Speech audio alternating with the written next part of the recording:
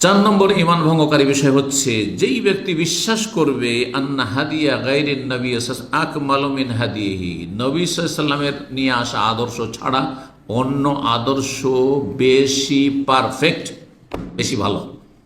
কেউ যদি বলে ইসলামের চাইতেও ভালো হচ্ছে অন্য কোনো ধর্ম, অন্য কোনো মতবাদ, যেমন কেউ যদি বলে যে জাতীয়তাবাদ হচ্ছে ঠিক, অথবা গণতান্ত্রিক পদ্ধতি হচ্ছে ঠিক, আর যেটা আবু বকর, ওমর, ওসমান, আলী তাদের খেলাফতের যেটা পদ্ধতি ছিল সেটা পরে, সেটা 2 নম্বরে, তাহলে সে ব্যক্তি কাফের। কারণ নবী সাল্লাল্লাহু আলাইহি ওয়াসাল্লাম নিয়ে আসা আদর্শকে সে পেছনে সরিয়ে দিয়ে মনে করলো যে অন্য কোনো আদর্শ হচ্ছে বেশি পারফেক্ট। যেমন আজকাল মেলা মতবাদ আছে, সমাজবাদ, পুঁজিবাদ আছে না নেই, তারপরে মার্ক্সবাদ, মাওবাদ, কত রকম বাদ আছে, তারপর গণতন্ত্র, তন্ত্রবাদ বলে, আর না হয় তন্ত্র বলে, যত তন্ত্র মন্ত্র আছে আর যত বাদ আছে সবগুলিকে বাদ দেন। আমি এই কথাটি অনেক আগে বলেছি, যত বাদ আছে আর যত তন্ত্র মন্ত্র আছে সবগুলিকে কি করেন, বাদ দেন। এটা হচ্ছে তাগুতকে অস্বীকার করা। ফামান ইয়াকফুর বিত-তাগুত ওয়া ইউমিন বিল্লাহ, তাহলে আল্লাহর প্রতি ঈমান কায়েম হবে, না হলে কায়েম হবে না। আগে ক্লিন করতে হবে এসব বাদ থেকে, আর ইজম থেকে, আর মতবাদ থেকে, আর বাদ মানে ইজম, আর তারপরে তখন ইউমিন বিল্লাহ, আল্লাহর প্রতি লা ইলাহা ইল্লাল্লাহকে এখানে বসাইতে হবে, এখানে বসাইতে হবে, আর তারপরে সে অনুযায়ী জীবনযাপন করতে হবে। এর নাম হচ্ছে ঈমান, ইসলাম। কেউ যদি মনে করে যে ইসলাম ছাড়া অন্য কোনো আদর্শ হচ্ছে বেস্ট, আও আন্না হুকমা গায়রি আহসান হুকমিহি, অথবা অন্যের বিচার, অন্যের বিচার পন্থা, অন্য আদর্শের বিচার বিভাগ আমাদের চাইতে ভালো। যেমন আজকাল সারা পৃথিবীতে অধিকাংশ মুসলিম বিশ্বেও, অমুসলিম দেশে তো আছেই, যেই আইনগুলি দিয়ে বিচার বিভাগ পরিচালনা হচ্ছে সেটা হচ্ছে ব্রিটিশ ল, তাই না? জি, এর জন্য এত বছর জেল, আর এই যে কেসের প্রক্রিয়াগুলো, আর তারপরে খুনের কেসের প্রক্রিয়া কেমন, চুরি ডাকাতির কেসের প্রক্রিয়া কেমন, আর ইত্যাদি ইত্যাদি, এগুলো কেমন, এগুলো কোত্থেকে আসছে, কোত্থেকে এগুলো সব ব্রিটিশ না 200 বছর আমাদের উপর হুকুমত করে গেছে, তারা চলে গেছে, কিন্তু তাদের আইনগুলো রেখে গেছে। আমরা বলছি স্বাধীন হয়েছে, কিন্তু কিসের স্বাধীন হয়েছে? তাদের আইন কানুন সবগুলি আমরা চলছে। শিক্ষা ব্যবস্থা, শিক্ষা কাঠামো, সমস্ত তাদের শিক্ষা কাঠামো, নাম কে আসতে ইসলামিক সাবজেক্ট একটা থাকবে, ওইটা নাম কে আসতে থাকলো, ইসলামের কিছুই শিখলো না, আর বাকি কি শিখলো? এমন কিছু শিখলো যেগুলো আল্লাহ থেকে সম্পর্কহীন করে দিল। সেকুলারিজম শিখলো, ধর্ম নিরপেক্ষতা শিখলো। এটাই না, ধর্ম নিরপেক্ষতা বাদ। কেউ বিশ্বাস করে যে আমি সেকুলারিজমে বিশ্বাসী, তাহলে সেই ব্যক্তি মুসলিম না, সে ইসলামের আদর্শের ওপর অন্য আদর্শকে প্রাধান্য দিল।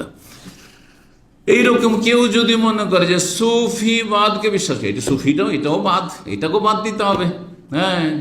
ধর্মের রঙে রঞ্জিত হইলে আপনি রেখে দেবেন, এটা চলবে না আপনাকে। সুফিবাদ হচ্ছে বাদ, মানুষের তৈরি করা সুফিজম, সুতরাং সেটাকে বাদ দিতে হবে।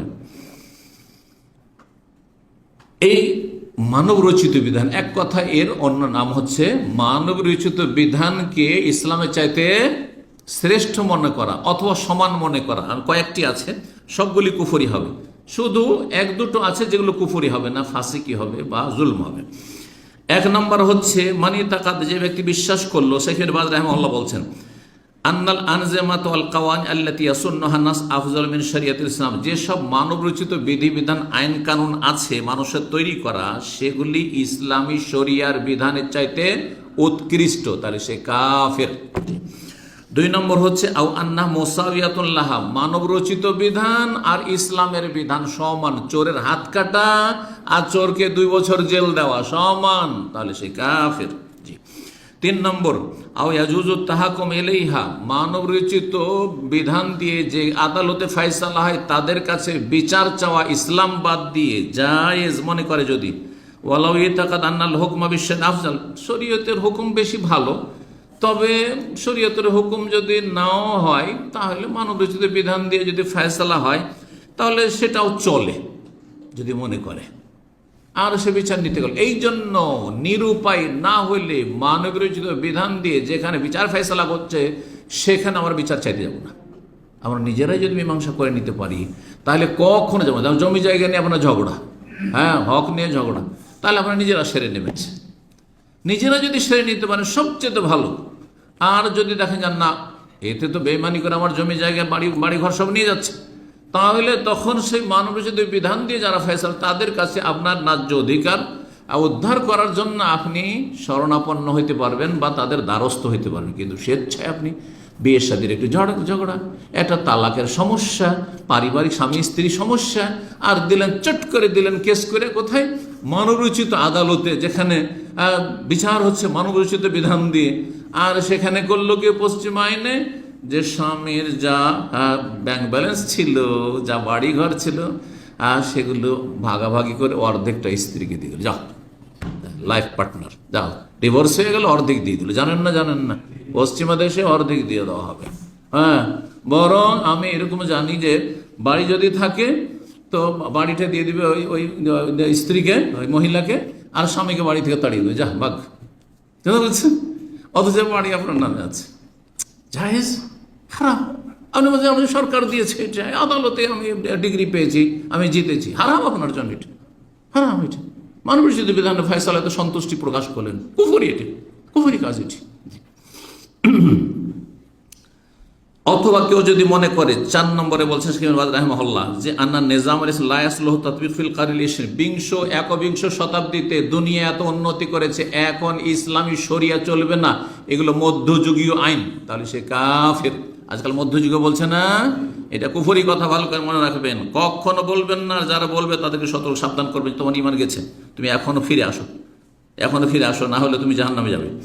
5 নম্বর হচ্ছে, কেউ যদি মনে আন্নাহু কানা সাওয়ান ফি তাখাল্লুল মুসলিমিন, মুসলিমরা এত পিছিয়ে কেন? এই ইসলাম করে পিছিয়েছে। যেমন এক শ্রেণীর একটা হাফেজ ছিল এখানে, নাউজুবিল্লাহ, জাহিল হাফেজ। আমাদের দেশের হাফেজগুলো কত জাহিল মূর্খ হয়, সিম্পল হাফেজগুলো, যারা আলেম নয়। সেই হাফেজ এক মসজিদে আছে, তাকে কেউ বলেছে একটা ইসলামের মাসলা যে এইভাবে করা উচিত, এটা করা সুন্নত, তো বলছে ইসলামের সবটা মানলে এক পা চলা যাবে না। এগুলো কথা কিন্তু আমভাবে অনেকে বলে।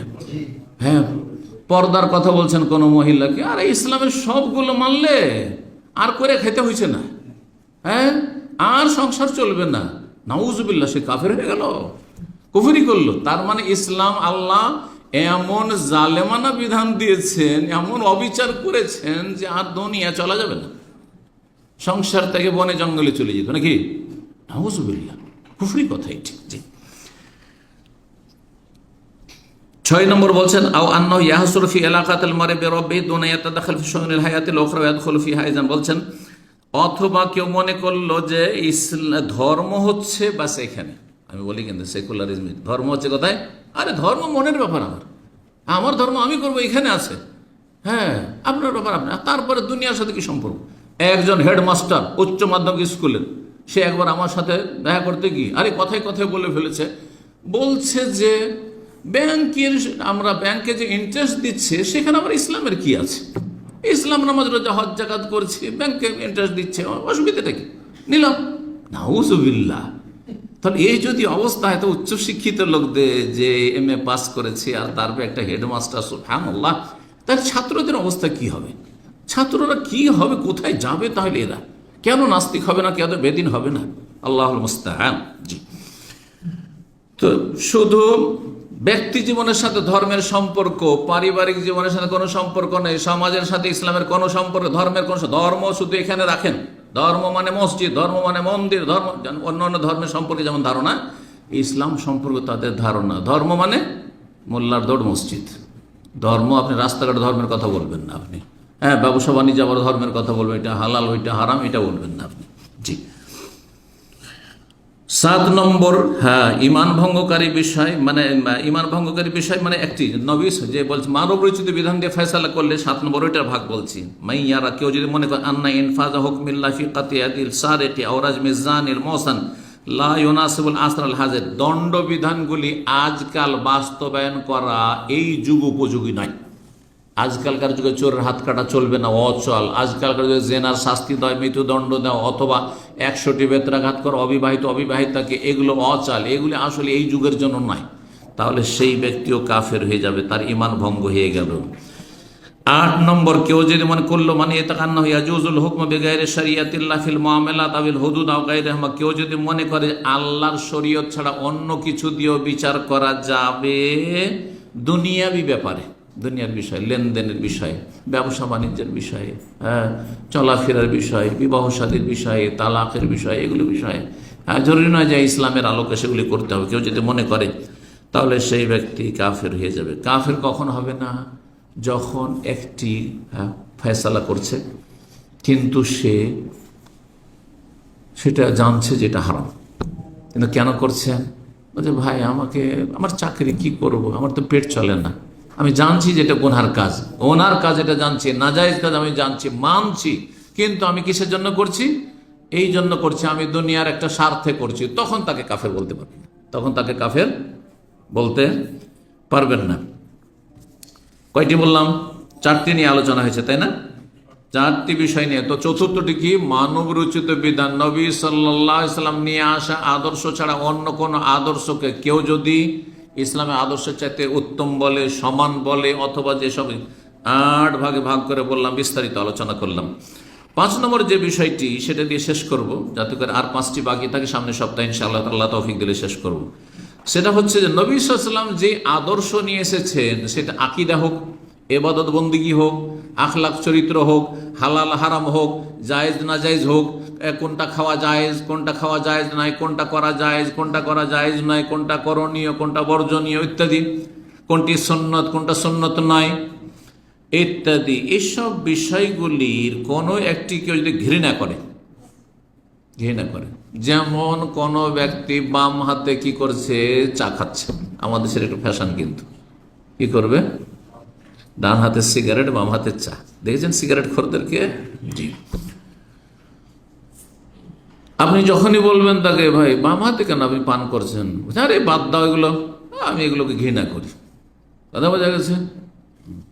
একজন লোক, একজন মুসলিম মাদ্রাসা পড়েছে একসময়, কেমন ভাবে মানুষ মুরতাদ হয়ে যায় আমার চোখের সামনে কথাটি। আমার তখন বয়স মাত্র 17-18 বছর। শিক্ষিত মানুষ, মাদ্রাসা থেকে সে কওমি মাদ্রাসা থেকে আলিয়া মাদ্রাসা থেকে সে হাই স্কুলের বা উচ্চ মাধ্যমিকের সে আরবির টিচার, নাউজুবিল্লাহ। তারপরে সে বলছে মানুষ নামাজ বলছে, অনেক নামাজ পড়েছি, অনেক পড়েছি, এখন নামাজকে দেখলে গায়ের জ্বালা হয়, নামাজকে দেখলে আমার গা জ্বালা হয়। এ কথাটা কি?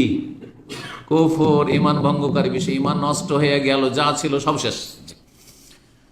দলিল কোরআনে কারীমের আয়াত, মহান আল্লাহ বলছেন যালিকা বিআন্নাহুম কারিহু মা আনজালাল্লাহ, সূরা মুহাম্মাদের আয়াত। আল্লাহ বলছেন শোনো, এরা কেন কাফের হয়ে গেছে, মুনাফিকরা, কারিহু মা আনজালাল্লাহ, যা আল্লাহ নাজিল করেছেন সেই নাজিলকৃত বিধানকে তারা ঘৃণা করেছে। কেউ যদি ঘৃণা করে, ফা আহবাতা আমালাহুম, সুতরাং তাদের আমলকে আল্লাহ বরবাদ করে দিলেন, নষ্ট করে দিলেন। এখন তাহলে উদাহরণ দিই, বহু মানুষ আছে মুসলিম সমাজে যারা দাড়িকে ঘৃণা করে, এগুলো মুতাওয়াদের কাজ, মুল্লাদের কাজ, নেগলেক্টেড মনে করে। আমি একজন ভালো টেকনিশিয়ান, আমাদের দিনী ভাই এখানেও আছে, আমি ভালো টেকনিশিয়ানকে একবার তাকে বড় একটা প্রতিষ্ঠানের জন্য আমি সার্টিফাই করলাম যে খুবই ভালো টেকনিশিয়ান, কিন্তু সে যখন নিজেকে ফেস করলো এই বড় বড় দাড়ি নিয়ে, তখন মনে করছি তো মোল্লা হুজুর। তারপরে তাকে আর নিল না। আর তারপরে জানতে পারলাম যে সেই বিল্ডিং এ কাজ করেছে আমাদের সেই টেকনিশিয়ান ভাইয়ের ছাত্র, মানে এখানে সে পেটের গরজে সে এসি টেকনিশিয়ান হয়েছে, তাকে দিয়ে কাজ করিয়েছে, আর কাজ এত বাজে কাজ করেছে, 1 বছরও যায়নি ওই এসিগুলো।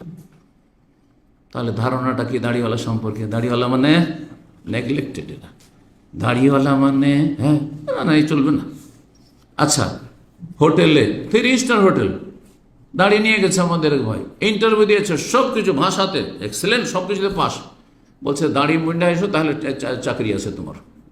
তাহলে কি এটা? আপনি দাড়িকে ঘৃণা করছেন, সুতরাং এটি কুফরি। টাকনার ওপরে কারো কাপড় দেখে গায়ের জ্বালা, কি অভদ্র লাগে দেখি। এটা অফিসে চলে? অফিসের মতো ড্রেস পরে আসতে হবে। যদি কেউ কথা বলে সে কাফের। কারণ নবী সাল্লাল্লাহু আলাইহি ওয়াসাল্লামের নিয়ে আসা বিধান হচ্ছে টাকনার নিচে কাপড় গেলে জাহান্নামে যাবে, টাকনার ওপরে মুসলিম তুমি কাপড় রাখো। দাড়ি ওয়াজিব, জি। এমনকি কোনো সুন্নতকে, সুসাব্যস্ত সুন্নতকে কেউ যদি ঘৃণা করে, তাহলে নবী সাল্লাল্লাহু আলাইহি ওয়াসাল্লাম নিয়ে আসা বিধানকে, যেটা সর্বস্বীকৃত, কুরবানি যদিও সুন্নাতে মুআক্কাদা, হানাফি মাযহাবে ওয়াজিব, বাকিদের কাছে সুন্নাতে মুআক্কাদা, কিন্তু স্বীকৃত। পুরো উম্মতে মুসলিমের উপর আমল করছে, পুরো তো উম্মতে মুসলিমরা জানছে, তা ছোট থেকে বড়, ছোট বাচ্চাও জানছে যে আমাদের কুরবানি আছে ইসলামে, তাই না? এখন কেউ যদি বলে আমি কোরবানিটাকে মেনে নিতে পারছি না, এত পশু হত্যা হচ্ছে, এটা কেমন লাগছে যেন, হ্যাঁ কেমন লাগছে, তাহলে কি সে নবী সাল্লাল্লাহু নিয়ে আসা বিধানকে কি করলো? ঘৃণা করলো। এইরকম কত কি ঘৃণা করে। সুতরাং এই জন্য বলে, আমাকে যদি আমার দুনিয়ার কোনো কারণে যদি ঘৃণা করে, যে আমাকে দেখতে ভালো লাগে না, আমার সাথে চলতে ভালো লাগে না, তাহলে সে কাফের হবে না, যতই বড় আমি আলেম হয়ে যাক না কেন। আমার সাথে দুনিয়ার কারণে যদি শত্রুতা থাকে, কাফের হবে না, সে ফাসেক গুনাহগার, যদি সে জালেম হয়, মানে অবিচার করে আমার ক্ষেত্রে। কিন্তু যদি আমার ধার্মিকতার, দাড়ির কারণে আমাকে ঘৃণা করে, আমি আলেম, সহি আকিদার সেই জন্য ঘৃণা করে, সহি আকিদার উপর তার ঘৃণা, হ্যাঁ কোরআন সুন্নাহর, হ্যাঁ দাওয়াতের উপর তার ঘৃণা, এইরকমই আমার লেবাস পোশাকের উপর ঘৃণা, কারণ আমার ইসলামিক পোশাক, ইসলামিক বেশভূষা, তাহলে সেই ব্যক্তির ঈমান নষ্ট হয়ে যাবে, সেই ব্যক্তির ঈমান নষ্ট হয়ে যাবে। ভালো করে শোনেন, বলছেন ওয়াল ইজমা মুনাকিদুন আলা কুফরি মান আবগাযা শাইআন মিম্মা জাআ বিহি রাসূল সাল্লাল্লাহু আলাইহি ওয়াসাল্লাম। এই ব্যাপারে ইজমা রয়েছে, ঐক্যমত রয়েছে, যে রাসূলুল্লাহ যা কিছু নিয়ে এসেছেন তা যদি কেউ ঘৃণা করে, তার সাথে বিদ্বেষ রাখে, তাহলে সেই ব্যক্তি কাফের হয়ে যাবে। ইমাম বহতি রাহমাহুল্লাহ কাশফুল কেনা 6ষ্ঠ খণ্ড 168 পৃষ্ঠায় এই বিষয়টি উল্লেখ করেছেন। সুতরাং বিষয়টি এত সহজ নয়। আর দেখেন, এই জন্য বলি, দাঁড়িয়ে রাখছেন না আপনার ব্যাপার, আপনি গুনাহ করছেন, কিন্তু এতে আপনার ঈমান নষ্ট হবে না। এখনও যদি 5 ওয়াক্ত ফরজ ঠিক থাকে, বা ওয়াজিবাত ঠিক আছে, একটা ওয়াজিব ছুটেছে, একটা গুনাহ আছে, অনেক নেকি আছে, আল্লাহ গফুর রহিম, এবং একসময় হয়তো আল্লাহ তৌফিক দেবেন, ঈমান যখন ওইরকম শক্তিশালী হবে। এরকম মানুষের আপনার কারো দাড়ি নেই, আর একজনের দাঁড়িয়ে আছে কিন্তু গীবত করছে, আর অন্য পাপে আছে, পাপ মানুষের হইতে পারে, কিন্তু আপনি যদি দাড়িওয়ালাকে ঘৃণা করেন, তাহলে মহাবিপদ আপনার ঈমান নিয়ে টানাটানি, কিন্তু ঈমান নষ্ট হয়ে যাবে। এইরকমই আপনি টাকার নিচে কাপড় রাখছেন, আপনি গুনাহগার, কিন্তু যারা টাকার উপরে কাপড় রাখছে তাকে ঘৃণা করিয়েন না। যারা টাকার সুন্নতি কাপড় রাখছে, ইসলামিক কাপড় রাখছে, তাকে ঘৃণা করিয়েন না আপনি, কারণ ইসলামের জন্য কাউকে ঘৃণা করিয়েন না। যদি ঘৃণা করেন, তাহলে আপনার জন্য মহাবিপদ।